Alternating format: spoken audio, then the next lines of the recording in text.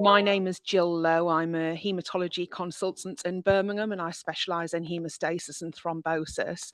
And I'm going to chair a panel Q&A discussion today, which is entitled Women and Blood Clots. So we've been sent a variety of questions on this subject, which we'll try to go through in today's session. Please type any questions you've got on Q&A as well, and we'll try and get through as many as we can. Unfortunately, I doubt we will get through everything because we've had a lot submitted, but we hope that we can give you a flavour, and any questions that you have afterwards you can go to Thrombosis UK with if they haven't been answered directly.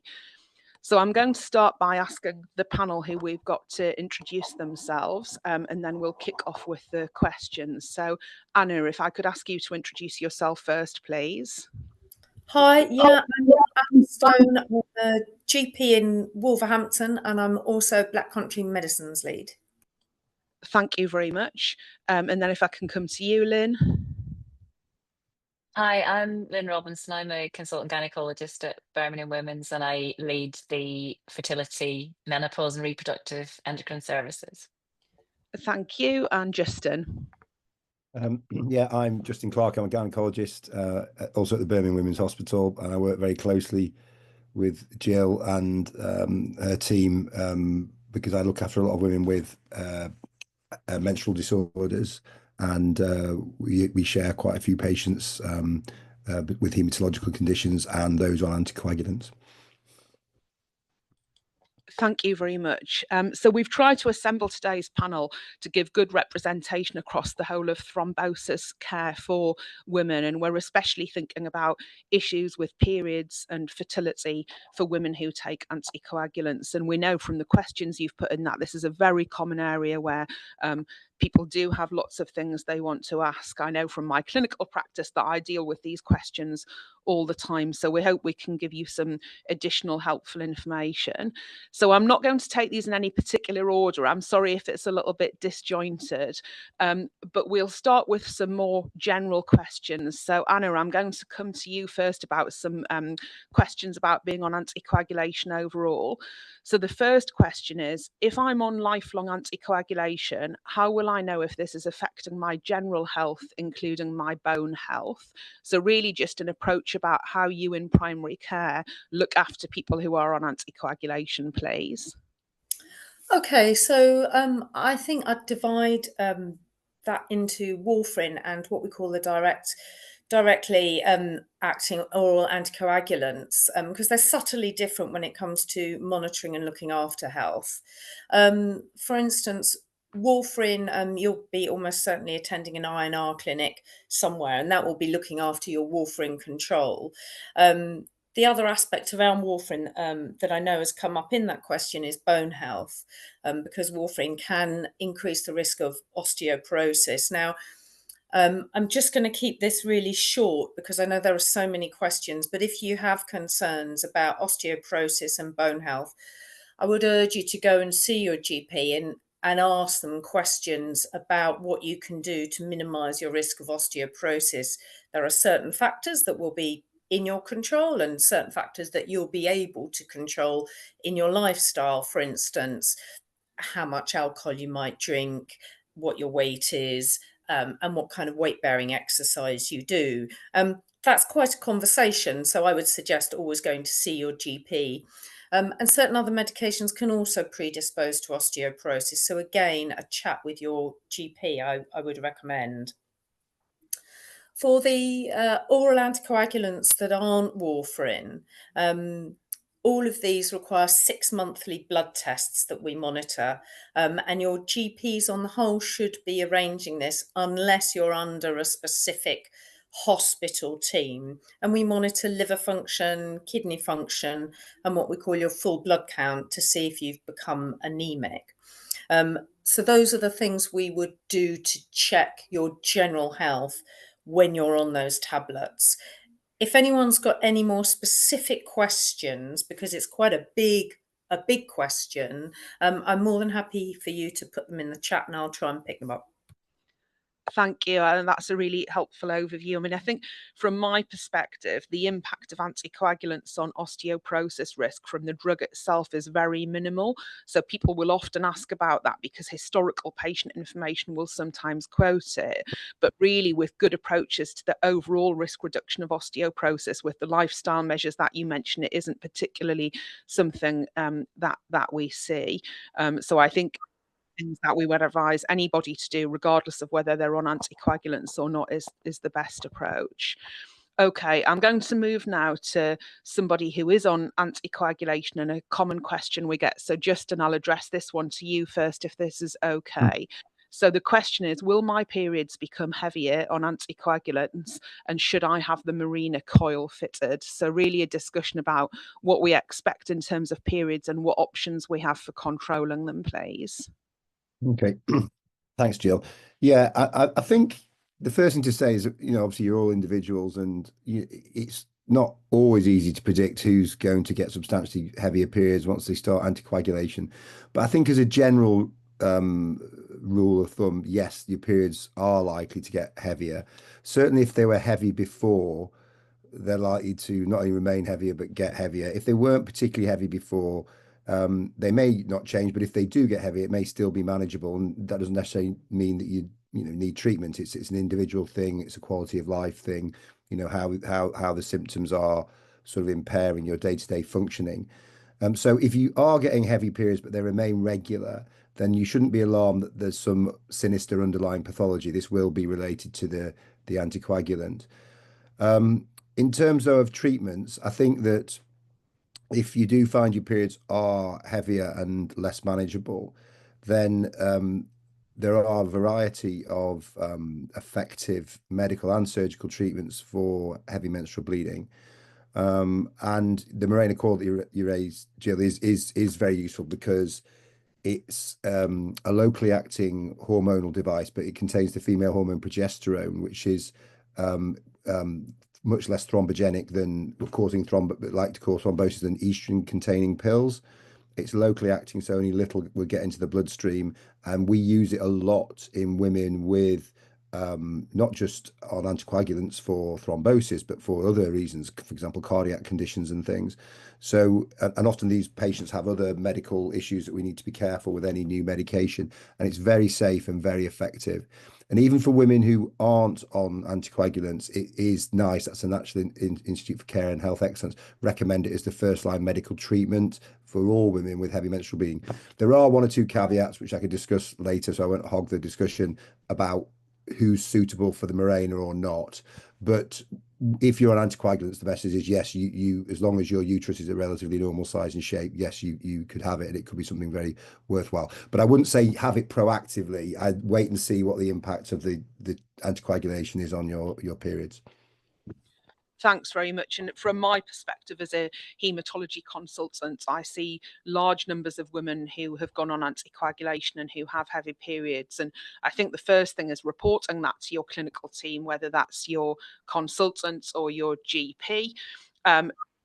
Can be investigated, and then there can be an initial discussion about options, because some women have preferences to not have different types of hormonal based treatment. People have different plans in terms of their fertility plans, so it really needs a discussion about what's best for that particular individual. I know that when I talk about the Mirena, one of the common queries I get back is whether women who haven't had children can have that put in. And Justin and I work together on lots of women where that is sometimes done. So if you haven't had children, it doesn't mean that that isn't an option for you. It's just something that needs to be considered. That's another common question that we get. Okay. On a similar theme, Lynne, I'm going to ask you about HRT. So one of the other questions that we've had is, I'm on anticoagulation and approaching menopause.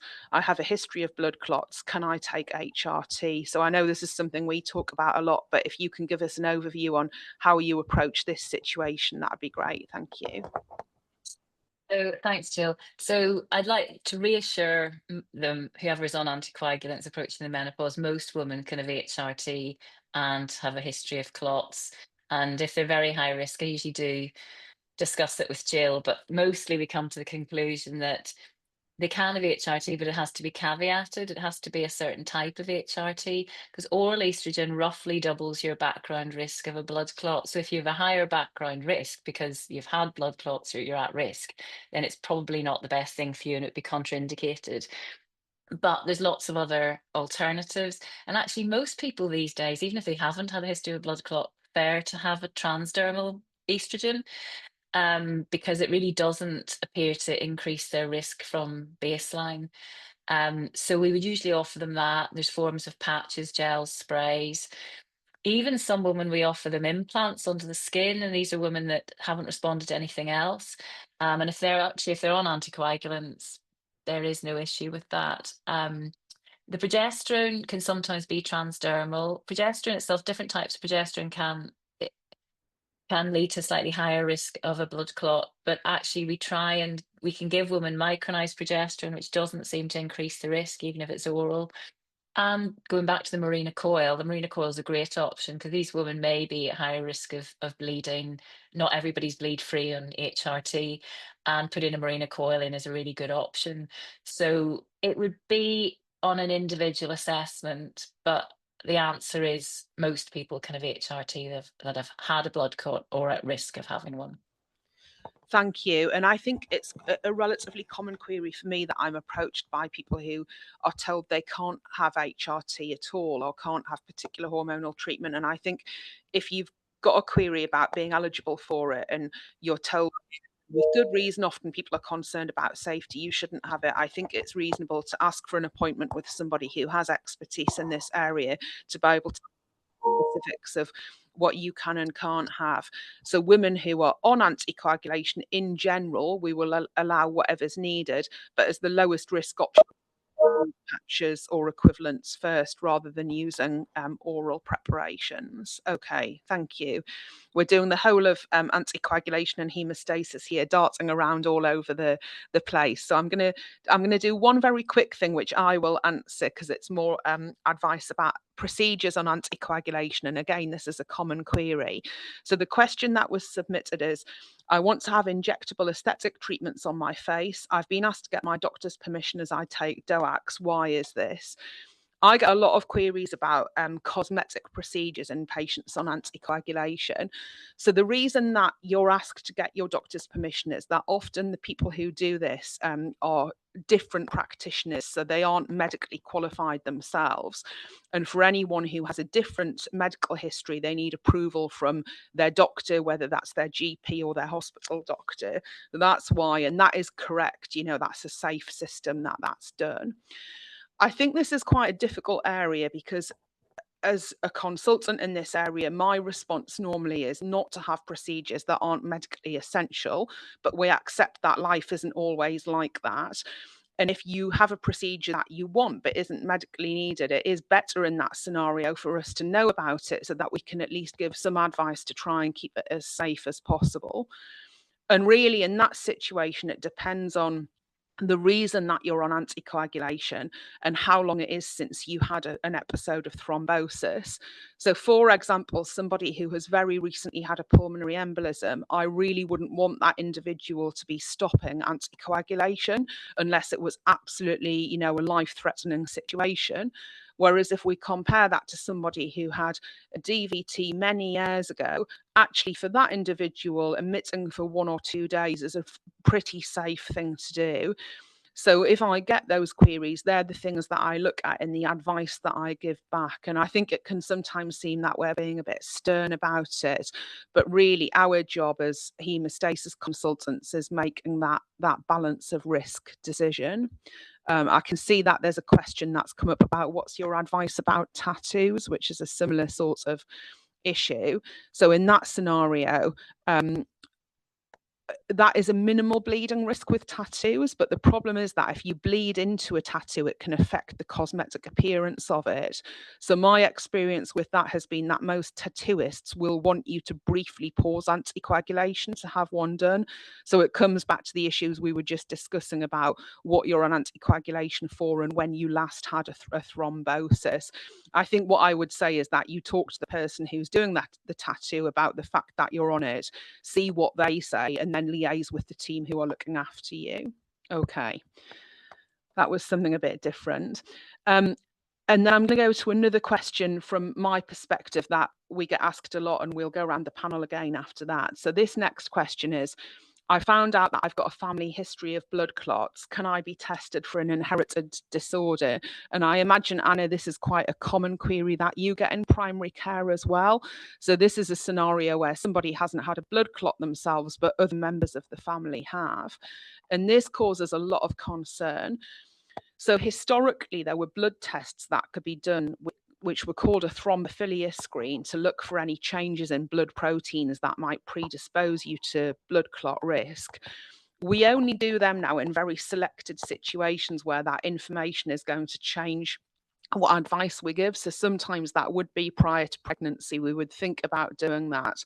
But generally, we say that we would want you to have seen a haematologist first so we can discuss pros and cons and what the results will mean for you. And most hospitals have a system where when those tests are requested, the requests are reviewed by a consultant first rather than being processed. And that can seem a bit cruel, and it can cause quite a lot of anxiety. But the reason for rationing the testing in that way is not to save money or, because of NHS resource. It's because actually the most important thing in this scenario is the clinical history in the family. So, for example, I have some patients where there's a very strong family history of thrombosis, but when we do those tests, we don't find anything. And that's because clotting is really complicated, and it must be that their problem is in a different area that we're not testing. And what we don't want is for people to be falsely reassured. So in those families, if we did those tests and said that test was negative, it may be that precautions wouldn't be taken if people in those families were having surgery or became pregnant. So it's really because the assessment needs the clinical information as well. So I think if you think that you want that test doing, there is no harm in asking, but being aware that actually you'll need to provide the clinical information about your family as well. And that sometimes that on its own is enough for you to need to have precautions around the time of any procedures or in pregnancy. That is a very controversial area, and it's something that we as haematologists who are interested in this area spend a lot of time talking about. So it's something where things will change in the future. The testing is changing all the time. Okay, I'm going to come back to some more pregnancy and fertility related issues. So Anna, I'll come back to you in terms of using pain relief when on anticoagulants. So the question is, what pain relief can I safely use when on anticoagulants? Thanks, Jill. If you don't mind, I'm just going to go back to the question that you've just answered from a primary care perspective, actually. So you mentioned the importance of the family history, and I just want to reiterate that. If you're worried about a family history, write down everybody and their ages and what the diagnosis was, and take that to your GP. Even if they haven't got the skill set to understand it, it's really helpful for them to put that in a referral letter to a specialist like Jill herself. And sometimes your family member may have a letter telling them what they've got. And that again is really important information if they will consent for you to share that with your doctor. So I just wanted to reiterate that. And the other bit that we now have for patients is the ability to see your medical records online via patient access. Now, in there, you'll be able to see all your coded information, and within that, it includes family history information. So what I would always say to patients is, if you know you've reported a family history of blood clots or thrombosis, check that all of that has been put into your records so it's instantly accessible by other people who will be involved in your care. Sometimes these things are missed, and if you think you've told someone and it hasn't made it into your records, just please ask your GP to put it into your records as a code, because then other people can see it as well. So I'm sorry to digress a little bit, Jill, but I thought it would be helpful.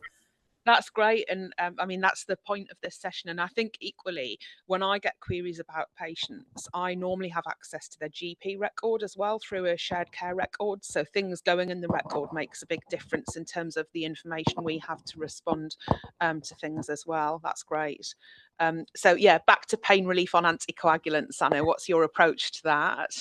Sorry, well, I mean, it really depends on the anticoagulant, I have to say. And I would just always advise speaking to your GP if you're going to want to take some pain relief and you're not quite sure if it's safe to do so, speak to your GP. And this goes for all over-the-counter medicines and herbal medicines as well. So, for instance, I had a patient who took ginseng, which sent his warfarin control spiraling.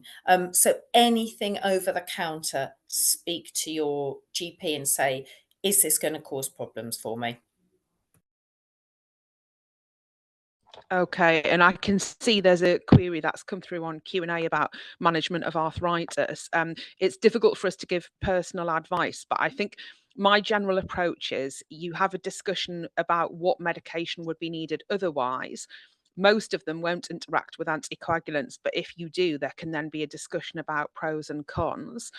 A common question that we get is whether people can have anti-inflammatory medication when they're on anticoagulants. So if you go back years and years, when people were started on anticoagulants, they were told never have aspirin, never have ibuprofen or diclofenac. Actually, if we give occasional doses of those medications to people on anticoagulants, they normally are well tolerated.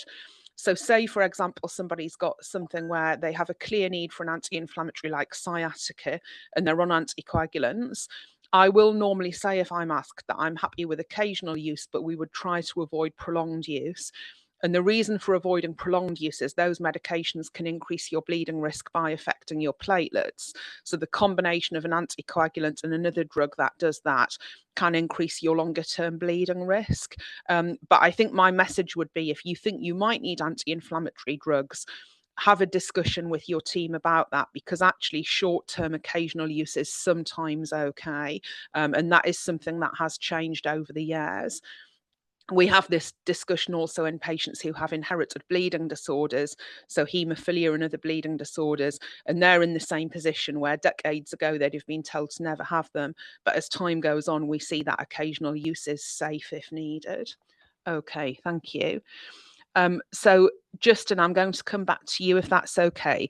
This is thinking a bit more about why people might have heavy menstrual bleeding. So the question is, I have fibroids and take blood thinners. How can I manage the heavy bleeding and pain? So a specific question about fibroids in women on anticoagulants, please.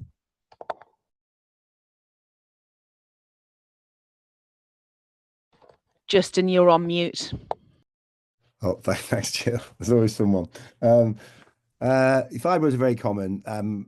Yeah, we estimate they affect at least 40% of women, and you tend to see them more in as you get sort of say into your 40s, just because you've been exposed to estrogen for longer, because fibroids sort of grow in response to the natural female hormone estrogen.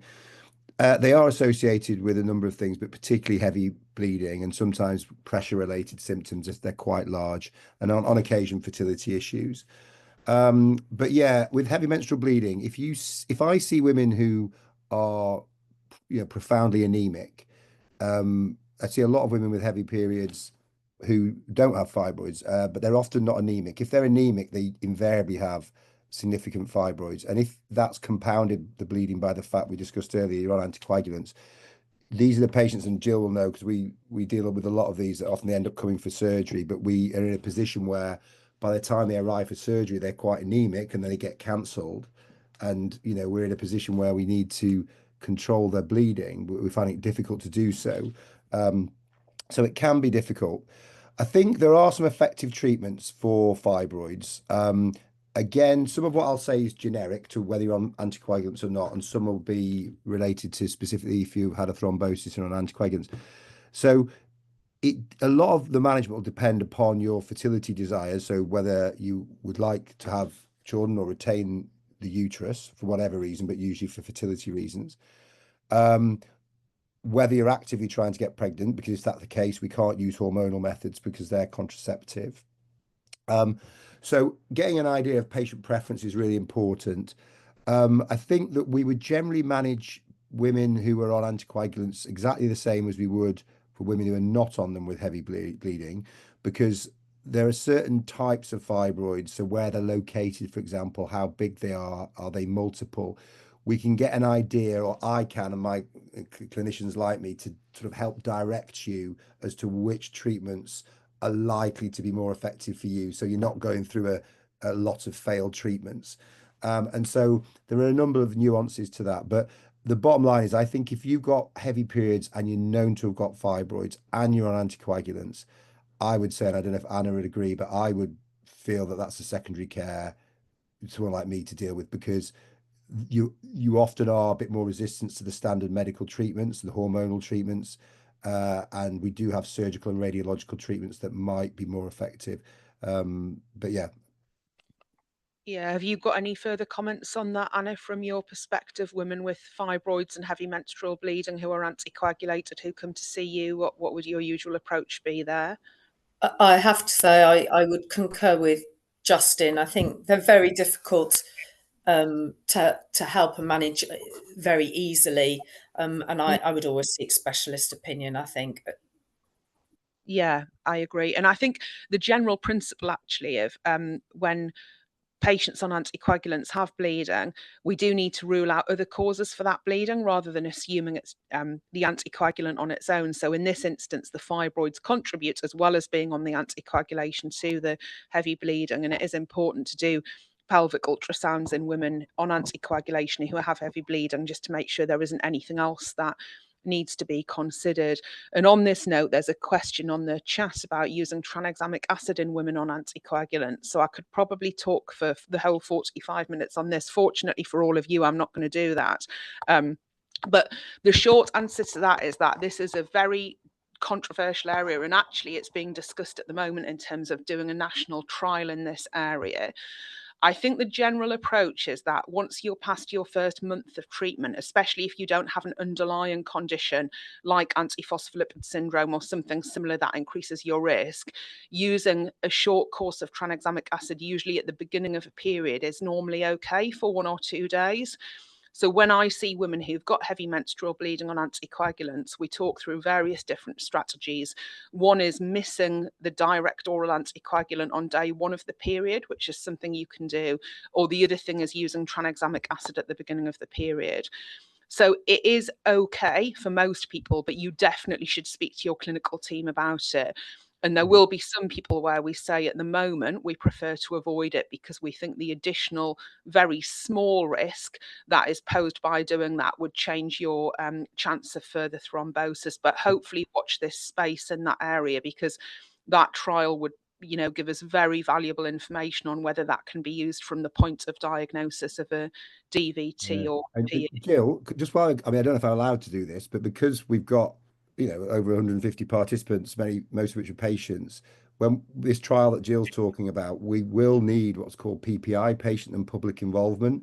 So we need people with lived experience of heavy periods, thrombosis, anticoagulant, to inform the design of the trial and so forth. So we would really value if any of you are interested. If I don't know, Jill, if they could forward their email contact to Joe or to.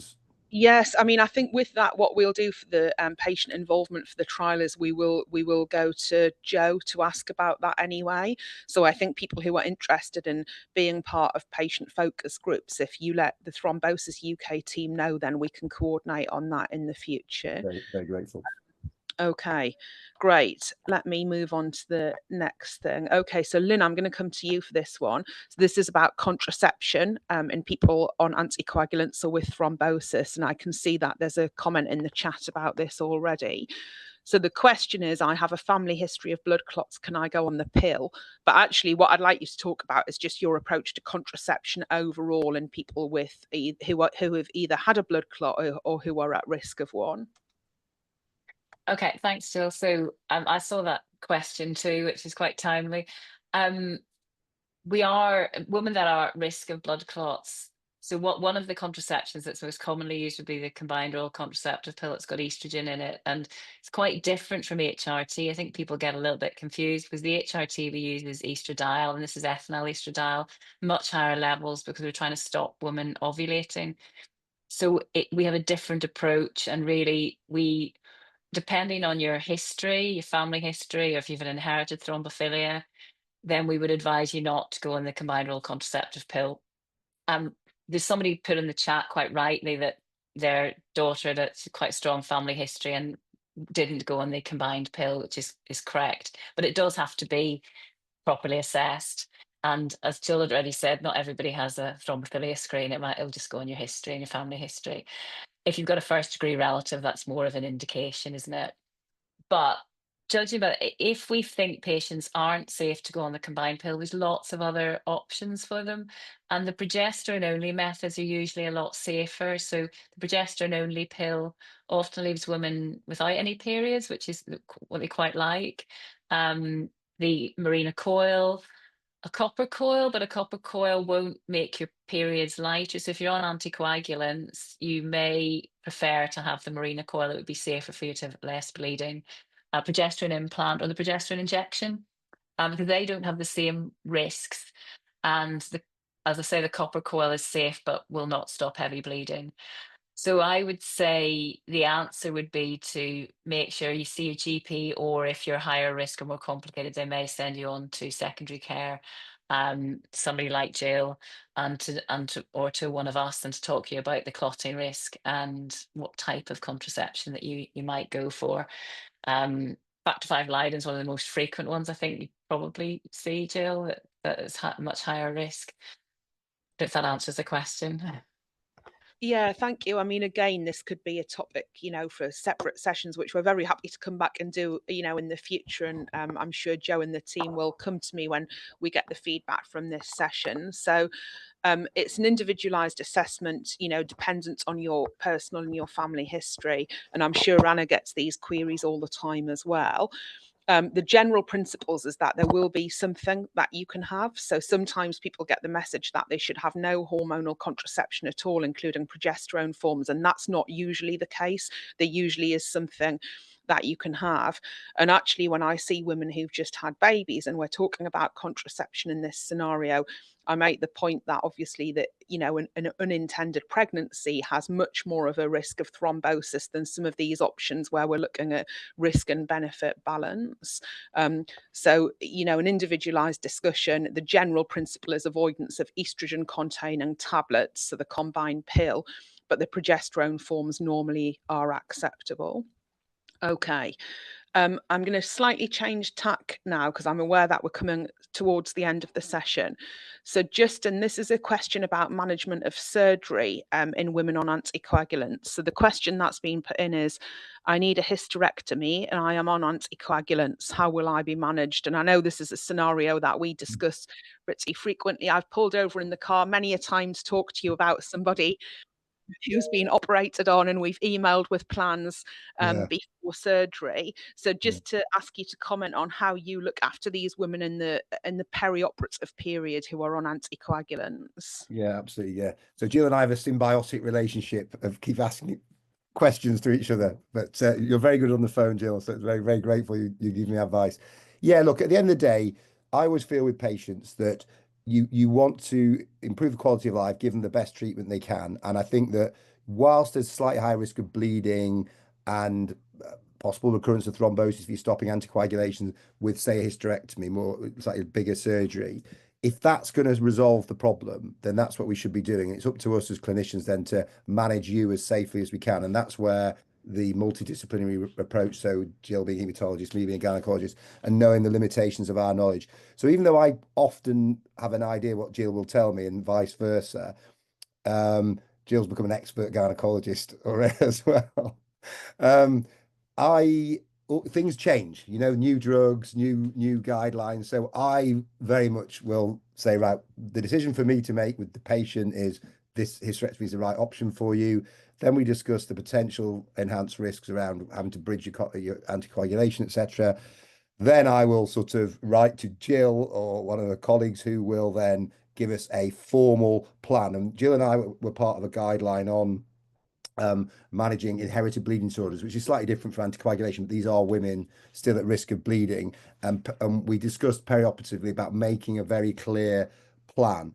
So with anticoagulants, we need to have a clear plan. So the preoperative nurses, the team like me and the anaesthetist, we all know what the plan is. So when we're going to stop the anticoagulant, and it's very important, you obviously know that you're the most important person when that is, and then when we're going to restart it and what we're going to do to mitigate the risks of thrombosis. So there's a lot we do in theatre over the perioperative time in terms of Flowtron boots, these boots that sort of compress and decompress your legs to prevent stasis of blood in the legs and minimize the risk of thrombosis. We sort of very careful around blood loss, hydration. The anaesthetist will keep you well hydrated. We mobilize you quickly after surgery, and we usually cover you with low molecular weight heparin. But the decision about whether you need to stop 2 days or a week before or whatever it may be, that would be beyond my pay grade. And that's why I'd take the advice of Jill, because it depends a little bit on, there's not what thrombosis I've learned isn't just one thing. Some women are at a much greater risk of recurrence or may have had recurrences and pulmonary emboli, and others less so. So it's a specialist thing. So I very much rely on the advice of Jill, but we do manage it very carefully. I should say as well, we're very careful around when we restart it, that between us, we're happy. I always want to restart to minimize your risk of pulmonary embolus or DVT, but we don't want you bleeding post-operatively. So we do take account of this, if the operation was very smooth, if you're following the standard post-operative course. So it's an we have a general approach, but it's an individualized component to it. Thanks. Yeah, so I think the general principles are both people knowing that the person's on anticoagulants. Your anticoagulant clinic should have a service where they can provide what's called bridging advice, which means what you do with anticoagulation around the time of procedures. So if you're coming up for a procedure, you should ask for that to be done. And there's normally a written plan produced that's circulated around the various members of the team who are involved in your care. The general principle is to give a lower dose of anticoagulation, at least for the 48 hours after surgery, to make sure that the bleeding has settled down and that any drains that need to be in have been removed. And then usually at that time point, if everything's stable, we would go back to your previous dose. But the key is communication and planning, really. The individual aspects can be taken account of in that process. Okay, so I'm going to go back to Anna for a logistical question now before we try and wrap up. So Anna, and I know we've talked separately about this, about how it can be really confusing for people who are on anticoagulation in terms of who's looking after them and how they can get support. And that's why Thrombosis UK is such a great organisation. But this question is, if I'm on lifelong blood thinners, will I be under a haematologist or someone else who can answer my questions? So really, it's from your perspective, how do you look after people who are on anticoagulation, and when would you want anticoagulation clinics or consultants in hospitals involved? Yeah, thanks, Jill. And I think it really depends on the underlying cause of the thrombosis, and also what anticoagulants you're on. So some patients will stay under a haematologist, for instance, if there've been recurrent issues or there are some concerns. Others will be discharged back for primary care with directions for normally lifelong treatment. And on the whole, things proceed fairly smoothly. But as you will have seen in this discussion, things crop up over time. And at that point, that's when we'll just refer you back as needed to a haematologist or the relevant specialist that you need. Now, in the NHS, we have something called advice and guidance. So we can ask for advice from our specialist colleagues as needs be. If they need to, then they'll make you a clinic appointment. Otherwise, they'll come back to us in primary care and suggest some useful advice for people. But we can always refer people back for specialist input if needed. So, as I said, some people will remain under haematologists or specialists. Others will come back to primary care. We'll look after you. We'll take care of you. But we always have avenues open to us that we can go to if necessary. So, if you ever have any concerns, please always speak to your GP and ask for some more help. GPs have varying levels of knowledge about thrombosis and anticoagulants, I should add. We have to look after so many different types of medical care. So you may find you've got a GP who's very up to speed, but others of you may find the GPs aren't up to speed. So some of you will need referral at times and others won't, but we're always here for you. And I'm just sorry that the NHS is under such huge pressures at the moment. Thanks very much. We definitely couldn't do our job without the support of GP colleagues. And I think similarly, it should be made clear to you at the beginning who is going to give you advice and who's going to support you. So when you come to an anticoagulant clinic, you should be given contact details of how you get to them if you've got questions. I'm just going to do one of the final questions and then we'll wrap up if that's okay. So this is a really common question that we get in obstetric haematology clinic, and it's, can I have a vaginal delivery if I'm on an anticoagulant in pregnancy? And I just wanted to mention this because we've actually recently done some work with Thrombosis UK about the patient information in this scenario. So it's a very common perception that if you're on an anticoagulant in pregnancy, you need to have a cesarean section or an induction of delivery, and that isn't always the case. We generally try to keep things as normal as possible. There will be some women where they do need to have a cesarean or an induction because of other concerns from an obstetric perspective, meaning about how the baby's developing and how the baby's growing. But being on the blood thinner itself doesn't mean that you have to have those sorts of deliveries. So we do have women on blood thinners who do have vaginal deliveries. And the usual approach to that is that we ask women to stop the anticoagulant, which is usually a low molecular weight heparin injectable when you're pregnant, when you think you're in labour. And then we give particular time frames that you would need between your last injection and having a spinal or epidural anaesthetic if one's needed. So the anaesthetists are a really important part of this decision as well. The advantage of having a vaginal delivery, if you can have one, is that the recovery period afterwards is shorter, and also the bleeding risk after you've had your baby is lower if you have a vaginal delivery overall. So it's safer for us to get you back on anticoagulation if you do have a straightforward vaginal delivery. So I'm sorry I can't go into that in a lot more detail, but I did want to cover that one because that is a common scenario that comes up. So I think we've gone through most of the shortlist questions and most of the questions you've posted on Q&A and chat. I'm sorry for the individual ones we've not been able to get to. I'm just going to go, I'm going to make a few concluding remarks and then check if the panel have anything to add, and then we'll round up. So I think there's a lot of focus on women's health in the NHS at the moment and on equity of care. And I think my general conclusion from this would be that if you've got questions about your care, ask.